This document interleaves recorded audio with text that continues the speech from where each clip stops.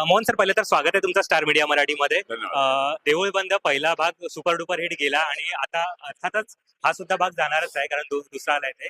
पहिले तर काय सांगाल याच्याबद्दल, आणि 10 वर्षानंतर पुन्हा ही फिल्म येते, दुसरा पार्ट येतोय, सो त्याबद्दल काय सांगाल? पहिलं काम करणं पण चॅलेंजिंग होतं. 10 वर्षांना हे काम करणं चॅलेंजच आहे, चॅलेंजिंग आहे.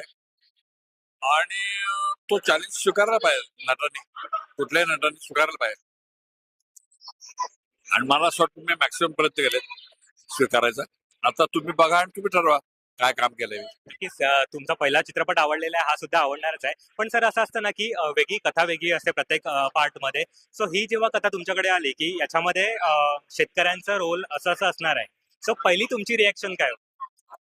माझी विषय अतिशय उत्तम आहे आणि तो सादर उत्तम केलाय.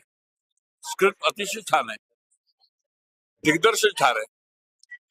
फक्त प्रश्न आहे तो कलावंतांचा, की कलावंत कितपत आउटपुट देऊ शकतात. आणि माझ्या अंदाने प्रत्येकाने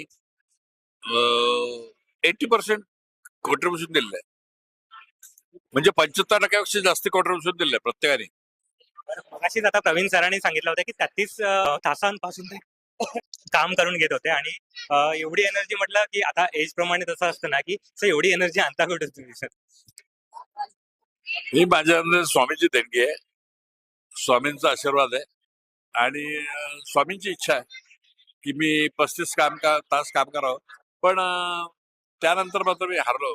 साहेबांना विनंती केली, म्हटलं प्लीज थांबा आता शूटिंग. 35 तास झाली म्हणलं शूटिंग संपून. त्यांनी मानलं, म्हणून असं खेळीमेळीच्या वातावरणात शूटिंग झालं आमचं.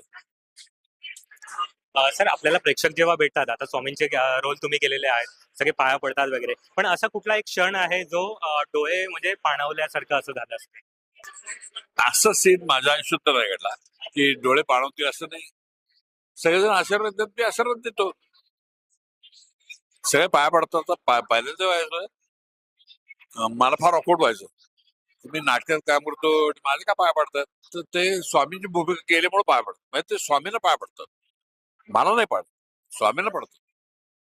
त्यामुळे मी स्वामींचा अवतार येतो आणि त्यांना सांगतो की चांगलं होते. तुमच्या आयुष्यात आलेली एखादी अशी प्रचिती की स्वामीच पावला तिकडे असं अजूनही लक्षात आहे ती? अशी प्रचिती नाही आली, पण एक गोष्ट झाली की मी माझी सगळी व्यसनं सोडून दिली. म्हणजे पहिल्या ह्याच्यात स्वामी शेवटी असं तेव्हा म्हणतात की ड्रिंक्स घेऊ नका, बंद करा दारू, सिगरेट उडू नका. तर मी ते ऐकलं आणि माझा फायदा झाला. तर मोहन सर, घरच्यांकडून आलेली अशी एखादी कॉम्प्लिमेंट की म्हणजे देऊळ बंद घरच्यांकडे त्याच्यावर आलेलं आहे. ठीक आहे, त्यांनी असं काही कॉम्प्लिमेंट दिलेली तुम्हाला? खरं सांगायचं तर मी, तुम्ही जसं नोकरी करता कुठे तरी, माझी ही नोकरीच आहे. फक्त एक सोडून 10 नोकऱ्या करतो प्रत्येक ठिकाणी. 10 डायरेक्टर समोर काम करतो.